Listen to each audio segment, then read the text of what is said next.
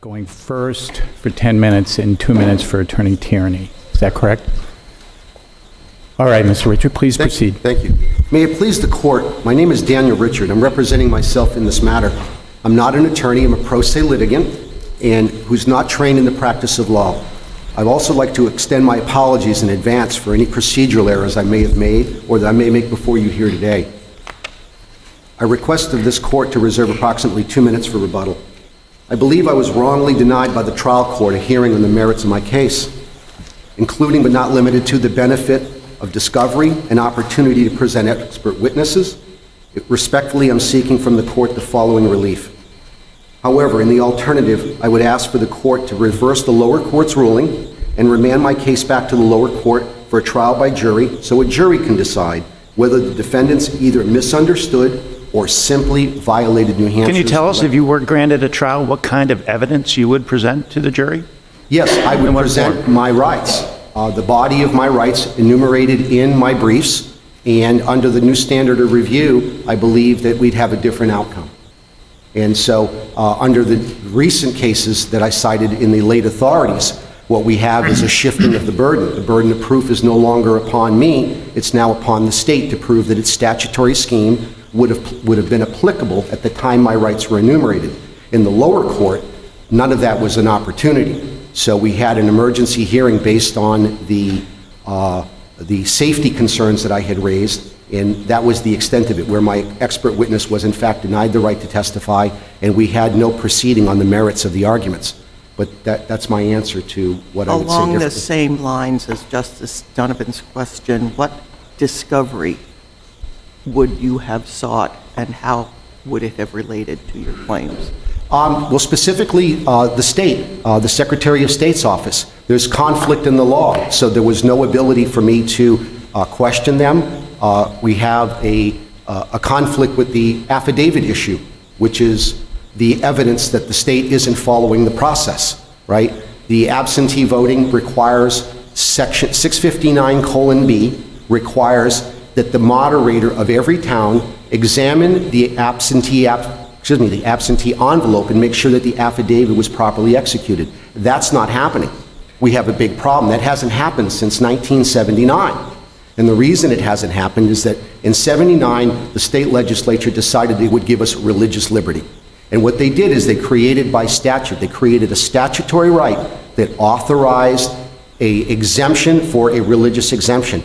At the same time, that same legislature omitted the notary certificate that had been in effect since 1941, when absentee voting became a constitutional right.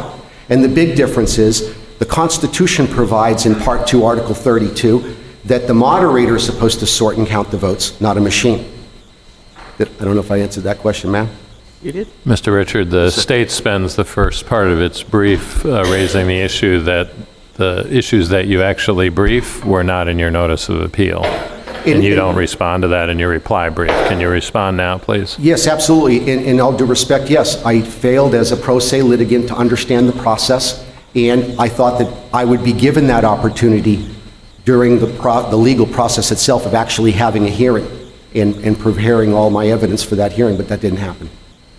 And what is it that, why is it inappropriate for the trial court to have analyzed and made a decision in regard to question 8 of the 1976 amendments? It seems to me that it had all the information that it needed to make the decision it made. With all due respect to the lower court, they were absolutely wrong on every fact and every position they took in that brief. Let's go over 1976. There are 5 yes or no questions put to the voters in '76. The court has already struck down question B, the domicile question, and question D, which is the change in the time of who notifies the winner of the election and the month in which it happens.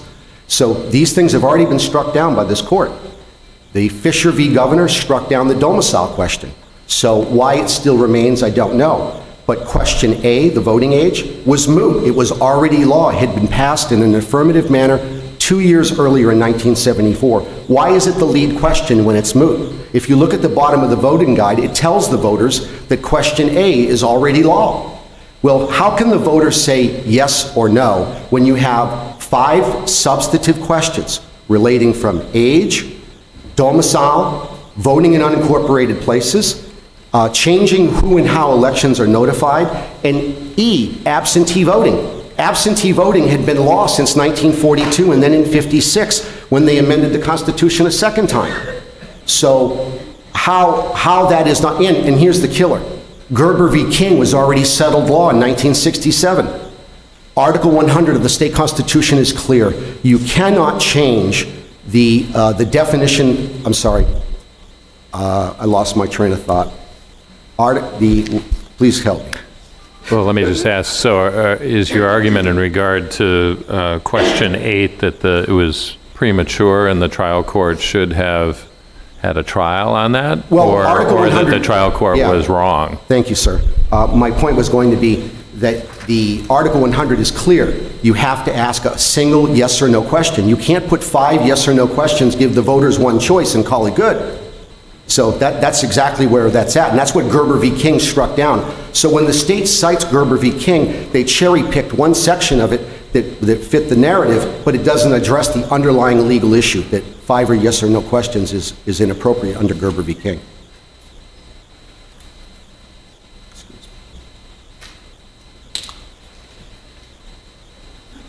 Background. I'd like to get into the recent late authorities that I brought into the case that I was unaware of when I filed my brief. Under that new standard, I don't call it a new standard of review, I call it the corrected standard of review. In the Second Amendment cases at the federal level, we had a corrective decision in Bruin last year, and that was that Heller, the lower courts didn't get what the Supreme Court was trying to say in Heller. What they did in that case is in Bruin, they brought up the fact that all the courts now must follow this process, and that is that when you look at the Bill of Rights, you must look at the plain text and analyze the plain text. And even New Hampshire's case law, I think I cited the most recent version of the same standard of review for this court, and that was that when you look at the plain text under this new precedent, on this corrective precedent, you're now left with the burden shifting to the state. So it's no longer my burden to prove that the statutory scheme, and that's radical. That's a burden. But we aren't bound by Bruin, are we? We are now because of Heller, because of the Moore v. Harper case. Because under under Article 1, Section 4 of the U.S. Constitution, Moore v. Harper was the redistricting case, and that case outlined these issues. It outlined that now, because it's a federally protected right, the federal standard of review applies. So on that premise, Chief Justice Roberts wrote, "The federal Constitution contains no provision allowing state legislatures to enact laws in any manner other than that prescribed by the state constitution." That was referenced in the election law, which is central to my case here. These contentions are supported by, again, the recent case and the cases I just cited, and the defendants didn't object. So they didn't object to the corrected standard of review. And that's what these cases have put in place. When you look at Heller leads to Bruin, Bruin puts in place the corrective action, and it applies. They take the Second Amendment case and apply it to all of the Bill of Rights. And so with voting... Who was they? I'm sorry, the Supreme Court. The Supreme Court in the Heller-Bruin decisions put in place that now the courts must look at the Bill of Rights. All of them must be treated equally, and the same standard of review now applies. So when the Moore v. Harper case comes down this year over election law, the two are now tied together because the state and the federal Constitution have concurrent jurisdiction over. You still have 2 minutes. You have time. And they have concurrent jurisdiction over the election process that the federal standard of review now applies. And had it not been for the recent decisions, that wouldn't apply. And so that's, I think, a major shift in the debate. So the standard wouldn't apply in a solely state election. Correct. And so what's happened now under this corrective measure or this corrected standard of review is that they've said very clearly that because both constitutions apply, that they must be held to this standard. I'll reserve the rest of my time. Thank you very much, Mr. Richard. Attorney Connolly?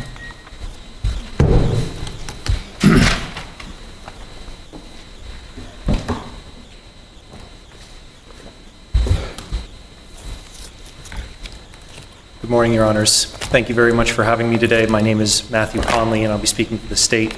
I'm happy to take questions at any time, but I would like to make just 3 points before we get to that.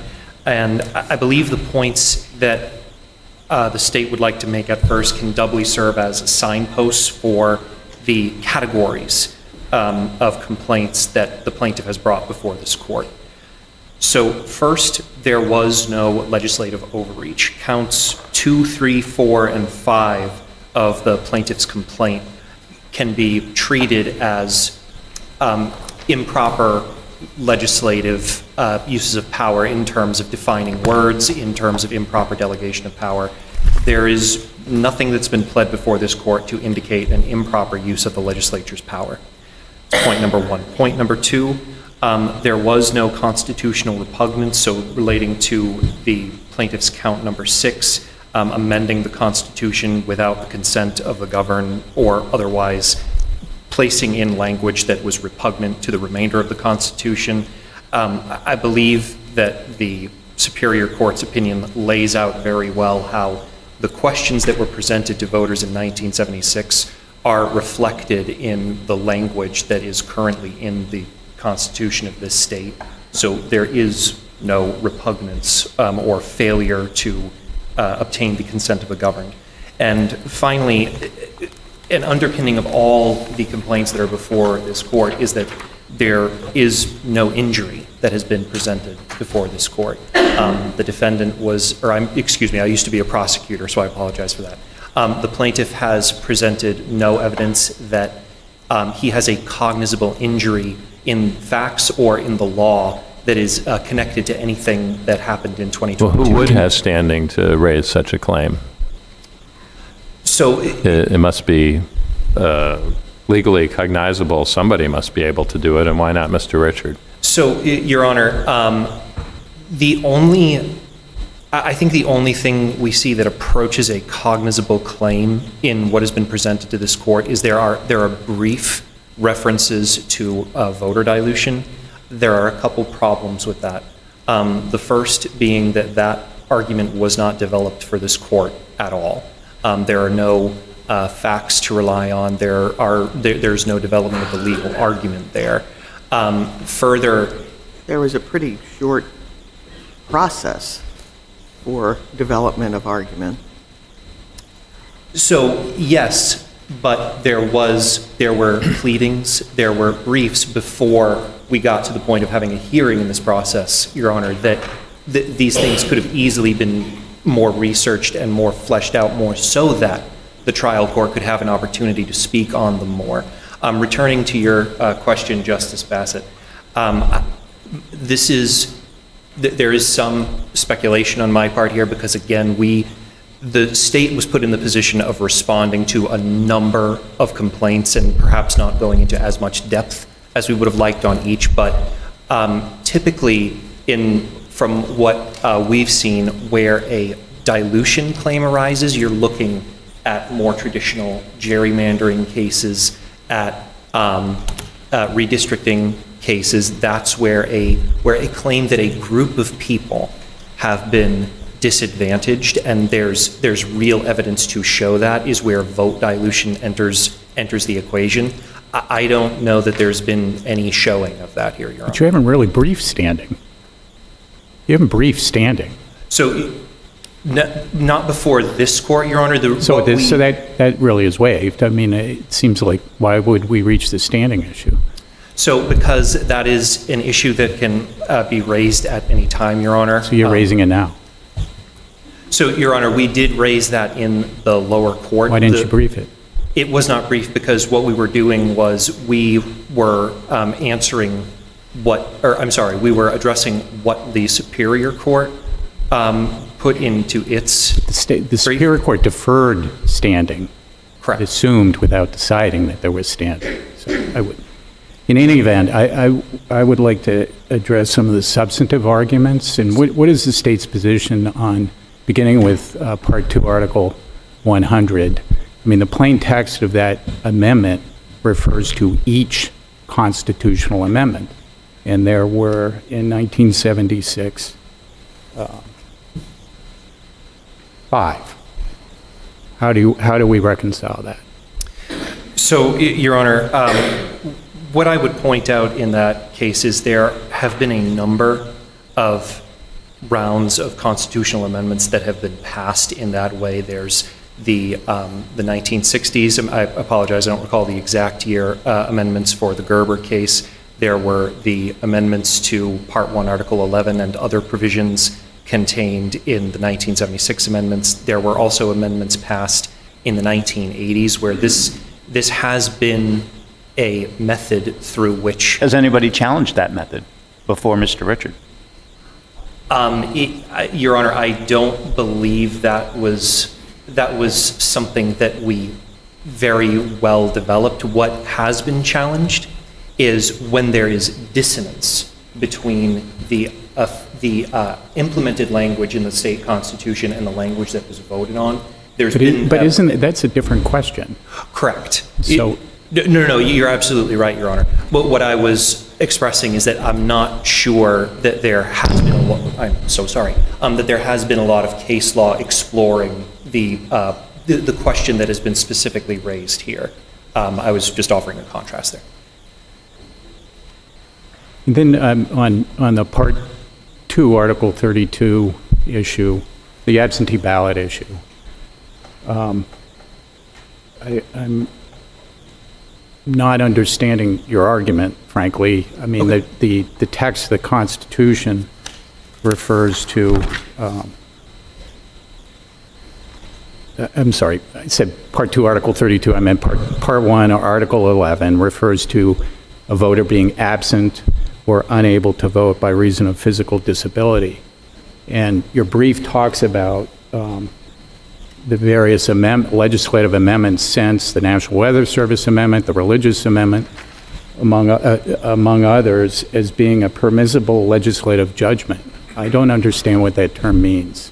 How is a permissible legislative judgment permissible if it exceeds the authority of the Constitution? I think that's a great question, Your Honor. So to be clear, the state's position is that the grants of authority that are seen in statute do not exceed the directives that are contained in Part 1, Article 11. So we submit there are some specific delineations of instances where absentee voting is permitted. Absence from the city, town, or ward. But not exclusive is your position. Those aren't exclusive. That is where I was going, Your Honor. I apologize, I didn't mean to speak over you. In reading with the remainder of Part 1, Article 11, where there is a directive granted to the state legislature, directive of the state legislature, that voting places are to be accessible to all, including elderly and disabled. We do not read those pieces of the Constitution as contradictory. One of them they do not clash, one does not swallow the other. Those are two provisions in Part 1, Article 11 that are meant to be read. So why would there be specific reference to physical disability and absence? I'm sorry, Your Honor? Why would, under that reading of Part 1, Article 11, why would there be specific reference to absence and physical disability? So wouldn't that be superfluous? I'm speculating, Your Honor, but I would imagine that those are probably two of the most ready examples of instances where a person would be unable to gain access to the polling place. But when read with the remainder of Part 1, Article 11, in that directive for access to the polling place for all, there is a directive to maybe contemplate a little bit.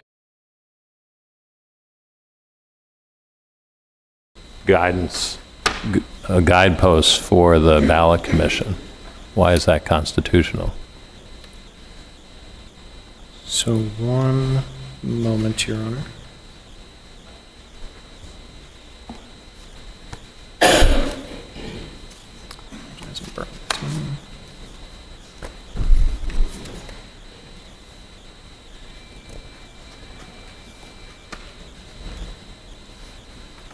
Excuse me, I apologize. I have a lot in front of me. So, Your Honor, looking at the guideposts for what constitutes permissible authority from the Ballot Law Commission, it can be seen in looking at the rules outlining when and where the legislature can delegate its authority. So in looking at, this isn't new, this is all contained in the briefs, opinion of the justices 143 and H 429, 1999, that there are two broad rules of law that apply for determining when such authority can be delegated. The first is that the legislature is prohibited from abdicating its legislative power. That is not what has happened with the creation of the Ballot Law Commission. There is a specific directive that there is a body that has been created to oversee certain aspects of election law, with the primary directive being overseeing how ballot counting devices are implemented within the state. And we are granting this specific body a power to help us in achieving that goal. That's not an abdication. And where can we look for the prescribed standards for administrative action in regard to the Ballot Law Commission? I understand the creation of it, but where are the guide rails, as it were? I apologize, Your Honor. I do not have those statutes directly in front of me. But what I can go off of memory, Your Honor, is that is contained in the election law code. So that would be somewhere between RSA 652 and 71, if memory serves. And I apologize, I'm out of time. But I'll just end it by saying that the election law code does provide clear outlines for what exactly it is that the Ballot Law Commission is empowered to do. Thank you, Attorney Connolly. Attorney Tierney.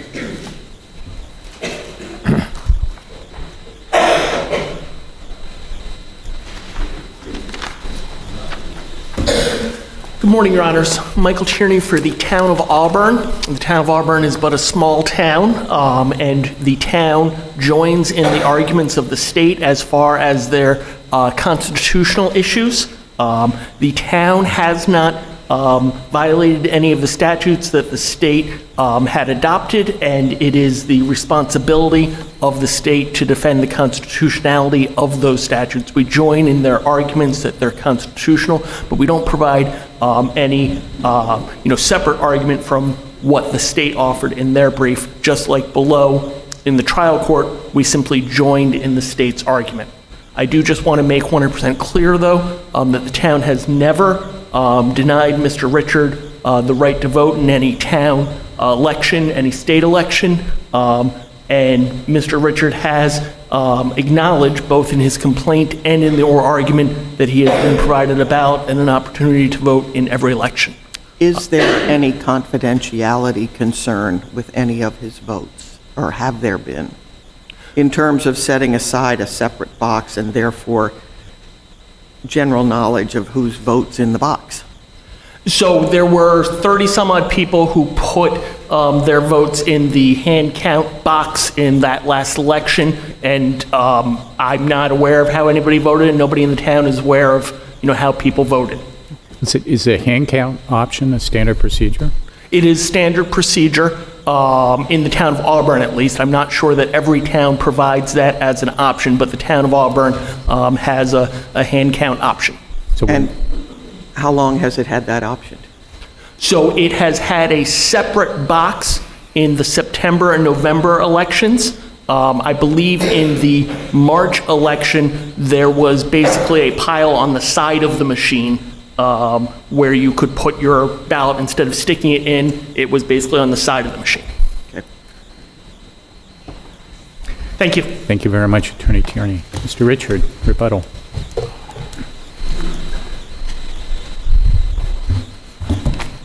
All right.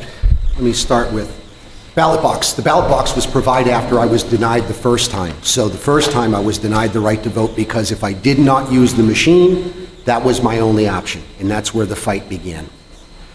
Injury. And was your vote counted in that one? No, okay. I was denied the right to vote the first time, and this was after I gave the town and the Secretary of State notice that there was a problem and a conflict with the law. And rather than sit down and work and solve the problem, they said no. So the box was provided the second time. As it pertains to injury, this is detailed in my pleadings. The average absentee turnout prior to the recent amendment or alterations by statute, 4%.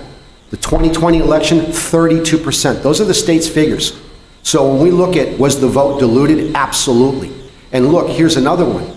Every single absentee ballot is defective, and it has been defective since 1979. Why? Because there's no affidavit. We have an affidavit statute in place, right? And no one's complying with it. So that's obviously a huge problem. The Ballot Law Commission. The Ballot Law Commission is an appropriate institution under Article 4, Part 2, Article 4 as a tribunal. But under the election machines or the voting machines and the statutes, what did they do? They expanded that power, and so now the Ballot Law Commission has the ability to make law, suspend law, police their own rules and regulations, and sit in judgment of their own rules and regulations. So that's the underlying issue, and again, Moore v. Harper struck it down. The Arizona case, the Supreme Court dealt with 4 different states pertaining to how this power has been abused at the state level and the corrective actions were given by them. I want to get to my closing points here. The defendants argue that they have the authority to define words. Be so kind as to allow me to finish. Please finish your sentence. Sure. I'll summarize it this way.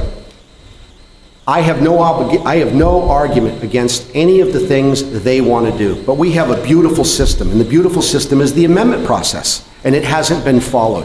And that's the argument in total, is that if they want voting machines, follow Massachusetts' lead, right? Their constitution is almost identical to ours. Why is voting machines constitutional in Massachusetts? Because they gave permission to do so.